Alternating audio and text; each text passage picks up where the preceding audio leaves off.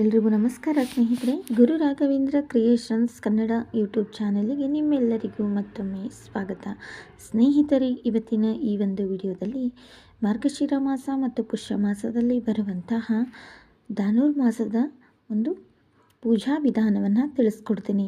ಮೊದಲಿಗೆ ನಮಗೆ ಧನುರ್ಮಾಸ ಯಾವಾಗ ಪ್ರಾರಂಭವಾಗಿ ಯಾವಾಗ ಮುಕ್ತಾಯವಾಗುತ್ತದೆ, ಧನುರ್ಮಾಸದ ಮಹತ್ವವೇನು, ಧನುರ್ಮಾಸದಲ್ಲಿ ನಾವು ಬ್ರಾಹ್ಮಿ ಮುಹೂರ್ತದಲ್ಲಿ ಪೂಜೆಯನ್ನು ಯಾಕೆ ಮಾಡಬೇಕು, ಹಾಗೆ ಧನುರ್ಮಾಸ ಬಂದು ನಮಗೆ ಡಿಸೆಂಬರ್ 16ನೇ ತಾರೀಕು 2025 ಡಿಸೆಂಬರ್ 16ನೇ ತಾರೀಕಿನಿಂದ ನಮಗೆ ಪ್ರಾರಂಭವಾದರೆ 2025 ಜನವರಿ 14ನೇ ತಾರೀಕು ಮಕರ ಸಂಕ್ರಾಂತಿವರೆಗೂ ಈ ಒಂದು ಧನುರ್ಮಾಸ ಅನ್ನೋದು ನಮಗೆ ಇರುತ್ತದೆ ಸ್ನೇಹಿತರೆ. ಇನ್ನು ಈ ಒಂದು ಮಾಸವನ್ನು ನಾವು ಶೂನ್ಯ ಮಾಸ ಅಂತಲೂ ಸಹ ಕರಿತೀವಿ. ಪುಷ್ಯ ಮಾಸದಿಂದ ಪ್ರಾರಂಭವಾಗುವುದಕ್ಕೆ ಈ ಒಂದು ಮಾಸವನ್ನು ನಾವು ಶೂನ್ಯ ಮಾಸ ಅಂತ ಕರಿತೀವಿ.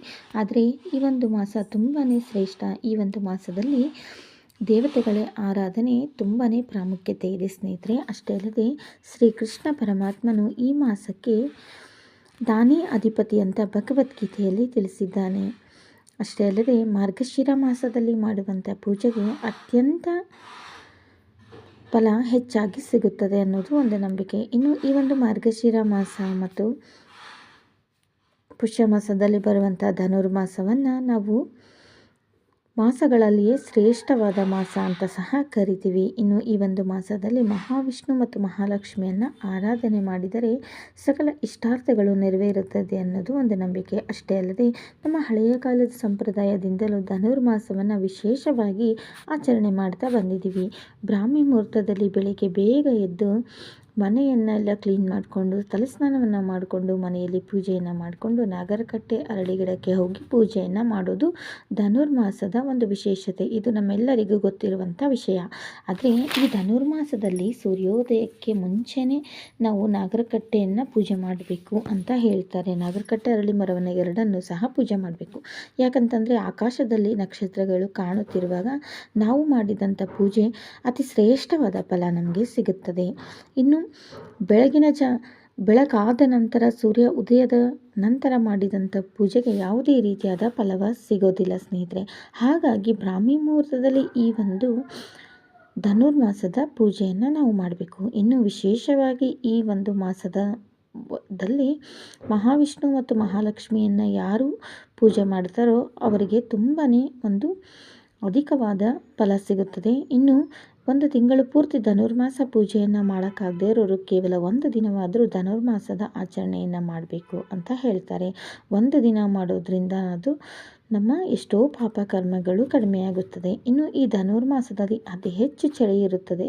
ಹಾಗಾಗಿ ಈ ಒಂದು ಧನುರ್ಮಾಸದಲ್ಲಿ ಬೆಳಗ್ಗೆ ಬೇಗ ಎದ್ದು ನಾವು ಪೂಜೆಯನ್ನು ಮಾಡಿ ಮಹಾವಿಷ್ಣುವಿಗೆ ಹುಗ್ಗಿ ಅನ್ನ ನೈವೇದ್ಯವನ್ನು ಸಹ ಮಾಡ್ತಾರೆ. ಇನ್ನು ಈ ಧನುರ್ಮಾಸದ ಮಹತ್ವವನ್ನು ನಾವು ನೋಡೋದಾದರೆ ಧನುರ್ಮಾಸವು ದೇವತೆಗಳಿಗೆ ಉತ್ತರಾಯಣದ ಒಂದು ಪುಣ್ಯಕಾಲ. ಯಾಕಂತಂದರೆ ನಮ್ಮ ಹಿಂದೂ ಪಂಚಾಂಗದಲ್ಲಿ ದಕ್ಷಿಣಾಯಣ ಮತ್ತು ಉತ್ತರಾಯಣ ಎನ್ನುವ ಒಂದು ಪುಣ್ಯಕಾಲ ಇದೆ.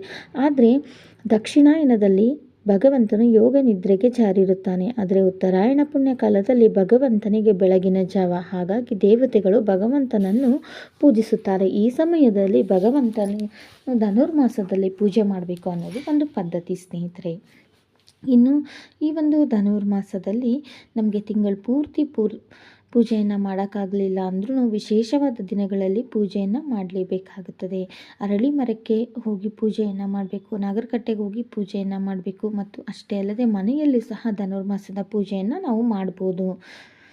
ಇನ್ನು ಈ ಧನುರ್ಮಾಸದಲ್ಲಿ ವಿಶೇಷವಾಗಿ ಭಗವಂತನಿಗೆ ಅತ್ಯಂತ ಪ್ರಿಯವಾದ ಮುದ್ಗಾನ್ನ ನೈವೇದ್ಯವನ್ನು ಮಾಡಲೇಬೇಕಾಗುತ್ತದೆ ಸ್ನೇಹಿತರೆ. ಇನ್ನು ಲಕ್ಷ್ಮಿಯನ್ನು 12 ನಾಮಗಳಿಂದ ಸ್ತುತಿಸಿ ಅಷ್ಟೋತ್ತರವನ್ನು ಮಾಡೋದರಿಂದ ಅಷ್ಟ ಐಶ್ವರ್ಯ ಪ್ರಾಪ್ತಿಯಾಗುತ್ತದೆ. ಇಂದ್ರದೇವನು ತಮ್ಮ ಸಾಮ್ರಾಜ್ಯವನ್ನೆಲ್ಲ ಕಳೆದುಕೊಂಡಾಗ ಇಂದ್ರದೇವನ ಪತ್ನಿಯಾದ ಶಚಿದೇವಿಯು ಮಹಾವಿಷ್ಣು ಮಹಾಲಕ್ಷ್ಮಿಯನ್ನು ಭಕ್ತಿ ನಂಬಿಕೆ ಶ್ರದ್ಧೆಯಿಂದ ಧನುರ್ಮಾಸದಲ್ಲಿ ಆಚರಣೆ ಮಾಡಿದ್ದರಿಂದ ತನ್ನ ರಾಜ್ಯ ಸಂಪತ್ತು ಮರಳಿ ಬಂದು ಅಷ್ಟ ಐಶ್ವರ್ಯ ಪ್ರಾಪ್ತಿಯಾಗಿದೆ ಸ್ನೇಹಿತರೆ. ಇನ್ನು ನಾನು ಮುಂದಿನ ವಿಡಿಯೋದಲ್ಲಿ ಧನುರ್ಮಾಸದ ಒಂದು ಸಂಪೂರ್ಣ ಮಾಹಿತಿಯನ್ನು ತಿಳಿಸ್ಕೊಡ್ತೀನಿ ಸ್ನೇಹಿತರೆ. ನಾವು ಧನುರ್ಮಾಸದಲ್ಲಿ ಯಾವೆಲ್ಲ ಸಿದ್ಧತೆಗಳನ್ನ ಮಾಡ್ಕೊಳ್ಬೇಕು, ಅರಳಿ ಮರದ ಪೂಜೆಗೆ ಹೋಗಬೇಕಾದಾಗ ಯಾವೆಲ್ಲ ಸಿದ್ಧತೆಗಳನ್ನ ಮಾಡಬೇಕು, ಮುಖ್ಯವಾಗಿ ಯಾವೆಲ್ಲ ದಿನಗಳು ಪೂಜೆಯನ್ನು ಮಾಡಬೇಕು ಮತ್ತು ಪ್ರತಿದಿನ ತಲೆಗೆ ಸ್ನಾನ ಮಾಡಬೇಕಾ, ಬ್ರಹ್ಮಚರ್ಯವನ್ನು ಪಾಲಿಸಬೇಕಾ, ಯಾವ ರೀತಿ ಪೂಜೆ ಮಾಡಬೇಕು, ಇದರ ಸಂಪೂರ್ಣ ಮಾಹಿತಿಯನ್ನು ನಾನು ಮುಂದಿನ ವಿಡಿಯೋದಲ್ಲಿ ಹಂತ ಹಂತವಾಗಿ ನಿಮಗೆ ತಿಳಿಸ್ಕೊಡ್ತೀನಿ ಸ್ನೇಹಿತರೆ. ಇವತ್ತಿನ ಈ ವಿಡಿಯೋ ನಿಮ್ಗೆ ಇಷ್ಟ ಆಗಿದೆ ಅಂತ ನಾನು ಭಾವಿಸ್ತಾ ಮತ್ತೊಂದು ವಿಡಿಯೋದೊಂದಿಗೆ ಮತ್ತೆ ಸಿಗ್ತೀನಿ ಸ್ನೇಹಿತರೆ. ಆದಷ್ಟು ವಿಡಿಯೋನ ಶೇರ್ ಮಾಡಿ, ಲೈಕ್ ಮಾಡಿ, ಕಮೆಂಟ್ ಮಾಡಿ ಹಾಗೂ ಚಾನಲ್ನ ಸಬ್ಸ್ಕ್ರೈಬ್ ಮಾಡಿಕೊಂಡು ಸಪೋರ್ಟ್ ಮಾಡಿ. ಮತ್ತೊಂದು ಒಳ್ಳೆಯ ವಿಡಿಯೋದೊಂದಿಗೆ ಮತ್ತೆ ಸಿಗ್ತೀನಿ ಸ್ನೇಹಿತರೆ. ಹೋಗಿ ಬರಲಾ?